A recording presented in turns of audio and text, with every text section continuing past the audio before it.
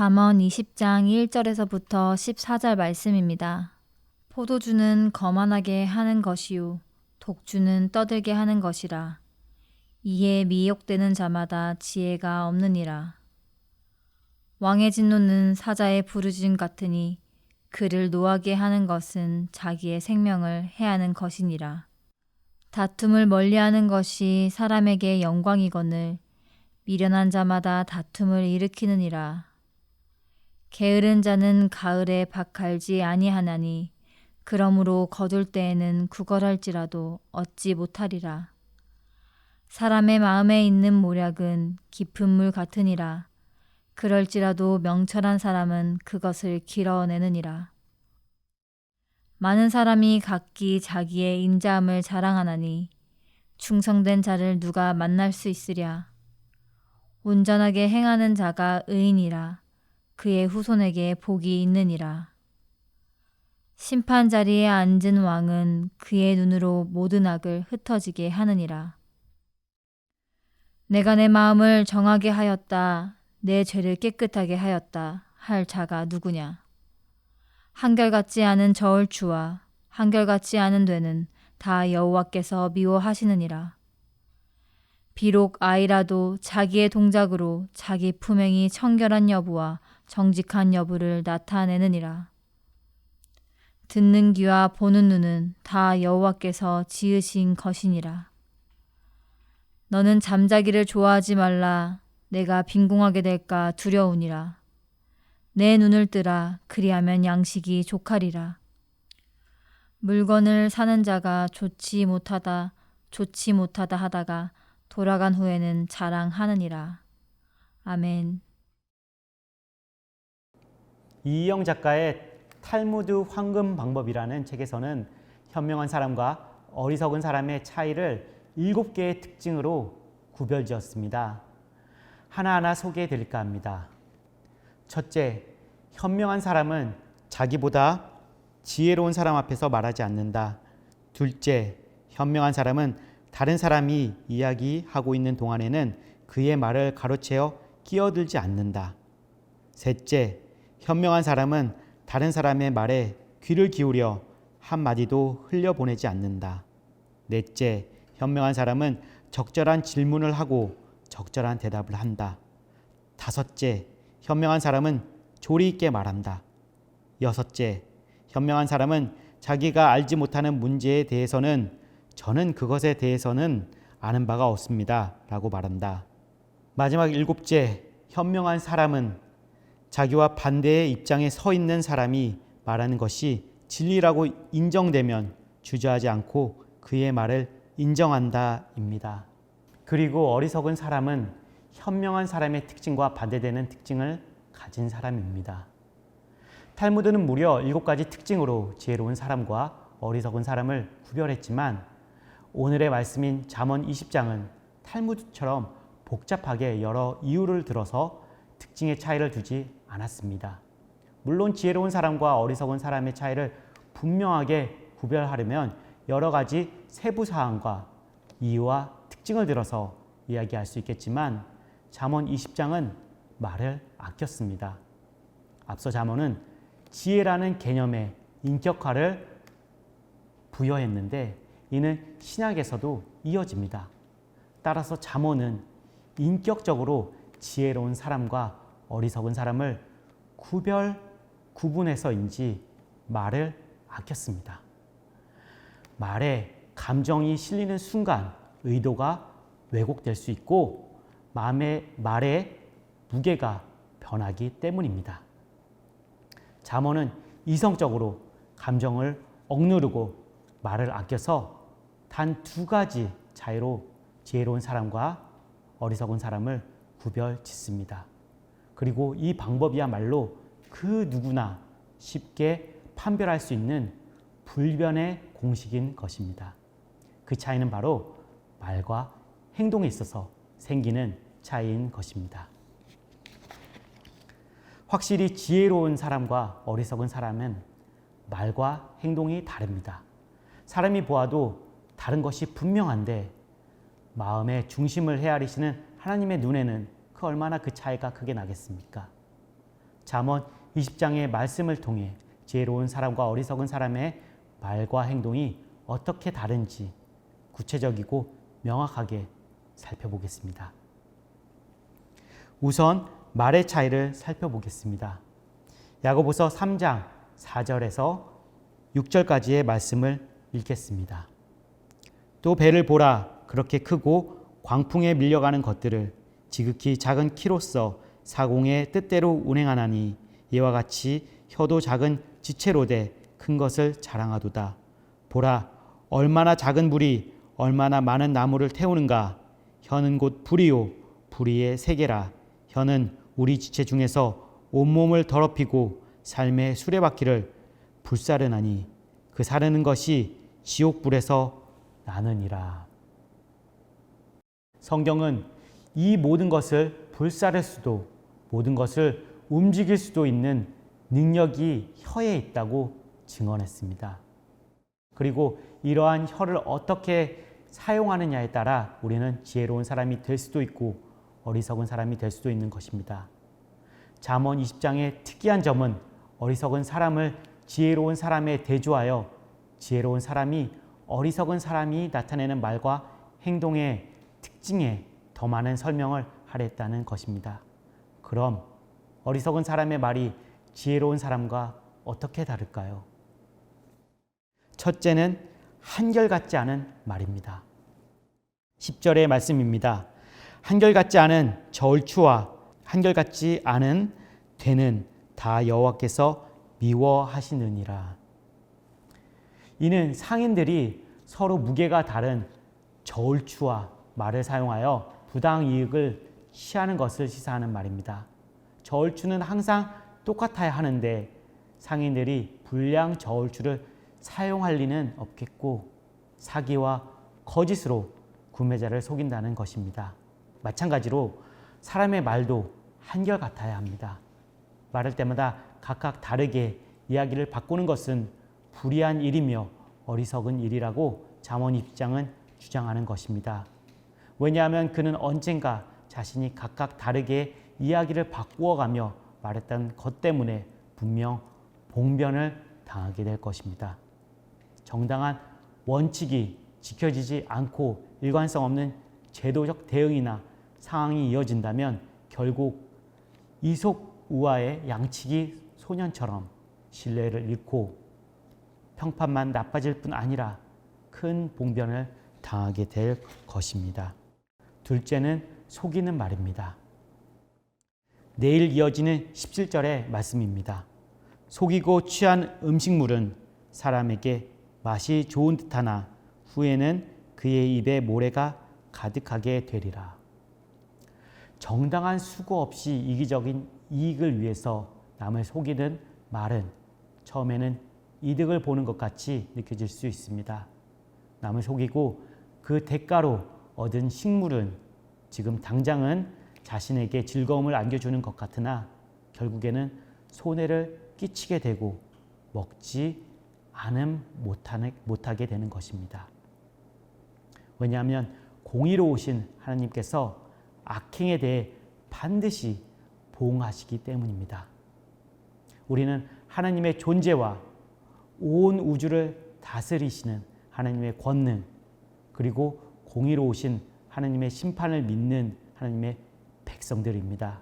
따라서 우리는 불의한 재물이나 혜택으로 배부른 것보다 비록 가난할지라도 정직하게 사는 것이 우리의 영혼에 더욱 유익한 것입니다. 셋째는 남의 비밀을 누설하는 수다스러운 말입니다. 잠언의 기자는 19절에서 다음과 같이 말했습니다. 두루 다니며 한담하는 자는 남의 비밀을 누설하나니 입술을 벌린 자를 사귀지 말지니라.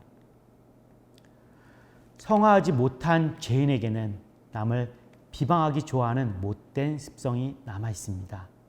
그 결과 다른 사람의 흠을 찾아 흉을 봅니다. 또한 수다스러운 사람은 하지 말아야 할 말은 당연하고 덮어주어야 할 말까지 해버립니다. 만약 피해를 입게 된다면 좋은 우정을 유지하기란 쉽지 않은 것입니다.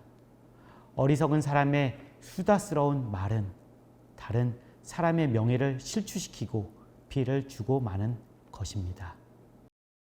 하지만 지혜로운 사람의 말은 병든 자를 위로하고 쓰러진 자를 일으켜 세웁니다. 그래서 사람들은 지혜로운 사람의 말을 믿고 따르는 것입니다. 잠언의 기자는 지혜로운 입술을 가진 사람은 무엇보다 귀한 보배를 가진 것이라고 15절에서 말합니다. 그리고 그는 우리의 언어 생활이 지혜로운 사람과 어리석은 사람 중 어느 쪽에 가까운지 묻습니다. 그리고 지혜로운 자가 되려면 어리석은 말을 피하고 지혜로운 말을 하는 것을 배우라고 촉구합니다. 지혜로운 사람과 어리석은 사람의 차이는 말뿐만이 아니라 행동에서도 분명하게 차이가 납니다. 8절의 말씀입니다. 심판 자리에 앉은 왕은 그의 눈으로 모든 악을 흩어지게 하느니라. 어리석은 사람의 행동은 하나님이 심판하는 자리에 앉게 될 것이라고 증언합니다. 그때가 오면 모든 사람들의 행위를 감찰하시는 하나님께서 반드시 그들이 행한 대로 보응을 내리실 것입니다. 그렇다면 잠언 20장에서 어리석은 자의 행동은 과연 어떠한 것일까요? 첫째로 다툼을 잘 일으킵니다. 3절의 말씀입니다. 다툼을 멀리하는 것이 사람에게 영광이거늘 미련한 자마다 다툼을 일으키느니라. 어리석은 사람이 가는 곳마다 다툼을 불러 일으키는 일을 멈추지 않는다고 잠언 20장은 말합니다. 4절에서는 둘째로 어리석은 사람이 게으름을 피운다고 말합니다. 게으른 자는 가을에 밭 갈지 아니하나니 그러므로 거둘 때에는 구걸할지라도 얻지 못하리라. 게으름을 피울 때는 일시적인 휴식과 편안함을 얻을 뿐 나중에는 아무리 구걸하여도 결코 풍요로운 수확과 안락함을 얻을 수 없게 됩니다. 부지런하지 못하고 편하게 사치하는 것을 좋아하는 자에게 찾아오는 결과는 궁핍함 뿐입니다. 하물며 부모를 공경하는 것은 하나님의 명령임에도 불구하고 부모의 바른 훈계를 미워하고 부모를 저주하면 하나님의 저주를 받을 수밖에 없는 어리석은 행동이 되는 것입니다. 셋째로 어리석은 사람은 부모를 저주한다고 말합니다. 20절 말씀입니다. 자기의 아비나 어미를 저주하는 자는 그의 등불이 흑암 중에 꺼짐을 당하리라. 10계명의 5번째 계명을 어기는 자에 대한 경고로 부모에게 불효하는 자에게 처참한 결과를 당하게 될 것이라고 강력하게 성경은 주의를 줍니다. 그는 하나님으로부터 그 어떠한 서한 약속도 받을 수 없으며 세상으로부터도 마찬가지로 멸시와 천대를 당하게 될 것입니다. 그렇다면 반대로 지혜로운 사람의 행동은 어떻다고 잠언 20장은 말하나요? 첫째, 지혜로운 사람은 마음 깊은 곳으로부터 지혜를 길어 올립니다. 5절의 말씀입니다. 사람의 마음에 있는 모략은 깊은 물 같으니라. 그럴지라도 명철한 사람은 그것을 길어내느니라. 모략은 은밀한 중에 계획되고 실행되기 때문에 깊은 물과 같이 발견하기 힘이 듭니다. 하지만 지혜로운 사람은 명철한 판단력으로 악한 사람의 숨겨진 모략까지도 분별해냅니다. 지혜로운 사람의 명철함은 어리석은 사람의 모략보다 항상 앞서며 뛰어납니다. 지혜로운 사람은 하나님과 사람들 앞에서 어떻게 행동해야 하는지를 분명히 알고 있습니다. 둘째, 지혜로운 사람은 무엇이든지 성실하게 행동합니다. 7절의 말씀입니다. 온전하게 행하는 자가 의인이라 그의 후손에게 복이 있느니라. 지혜로운 사람은 도중에 멈추지 않습니다. 끝까지 약속을 이행하며 주어진 일을 책임감 있게 철저하게 시행함으로 칭찬을 받습니다. 그는 성실함으로 하나님과 사람들로부터 신용을 얻어 지혜로움을 증명합니다. 또한 그가 이루어 놓은 신용은 자녀들에게 유산으로 남게 되는 것입니다. 세 번째, 지혜로운 사람의 행동은 여호와를 의지합니다. 22절의 말씀입니다. 너는 악을 갚겠다 말하지 말고 여호와를 기다리라. 그가 너를 구원하시리라. 지혜로운 사람은 악을 갚는 일도 하나님께 맡기고 자기의 앞길도 하나님께 맡깁니다. 그는 스스로의 연약함을 잘 알고 있기 때문에 여호와를 의지합니다. 그는 자기 자신을 잘 알아 교만하지 아니하고 오히려 하나님을 신뢰하고 기다릴 줄 아는 행동을 보입니다. 사랑하는 주님의 교회 성도 여러분, 오늘 우리가 나타내는 말과 행동은 어리석은 사람의 모습입니까? 아님 지혜로운 사람의 것입니까? 오늘날 우리는 입술과 행동을 올바르게 지키느냐의 여부에 따라 지혜로운 사람이 어리석은 사람으로 변질되어 교회와 사역에 무리를 일으키는 사람들의 모습을 보곤 합니다. 하나님의 백성된 우리는 주님이 주시는 생명 면류관을 받아 날마다 주님을 닮아 성화되기 위해 지혜와 명철의 소유자가 되어야 합니다. 과거 그리스도의 속죄함을 얻기 전에 세상의 허무한 명예와 권세를 추구했던 어리석은 사람이었다 하더라도 이제는 회개와 더불어 말과 행동의 변화로 지혜로운 자라 칭함을 받을 수 있게 되었습니다. 사랑하는 주님의 교회 성도 여러분, 가정이나 직장 어느 곳에서도 매일 언행에 주의를 기울이고 주님의 도우심을 구하여 신뢰하며 어리석은 사람이 아니라 지혜로운 사람으로 거듭나길 간절히 소망합니다. 이어서 기도 제목을 나누겠습니다. 첫 번째, 나의 입술의 모든 말과 나의 마음의 묵상이 주께 연락되길 소망합니다. 두 번째, 거만하고 과장된 모습으로 살지 않도록 지혜롭고 겸손한 마음을 주옵소서. 세 번째, 세상의 속임수를 따라가지 않고 순전한 마음으로 주님 앞에서 살아가게 하옵소서. 이를 위해 다 같이 기도하시겠습니다.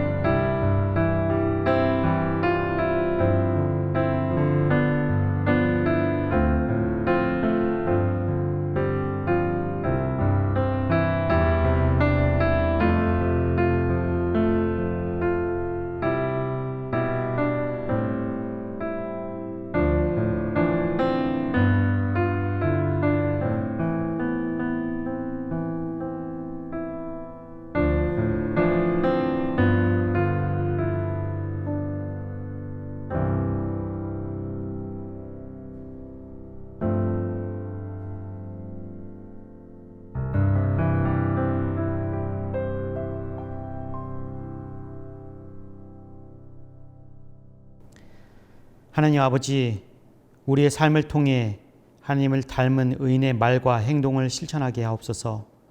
나의 입술에서 나오는 모든 말과 내 마음이 품는 모든 생각이 주님 보시기에 합당하길 소망합니다. 주님 보시기에 거만하고 과장된 삶을 살지 않고 오직 지혜롭고 겸손하게 하소서. 세상의 속임수에 넘어가 주님을 원망하거나 이웃에게 해를 끼치지 않게 하시고 순전한 믿음을 잘 가꾸어 주님 보시기에 복된 삶을 살게 하옵소서. 이 모든 말씀 주 예수 그리스도의 이름으로 기도합니다. 아멘.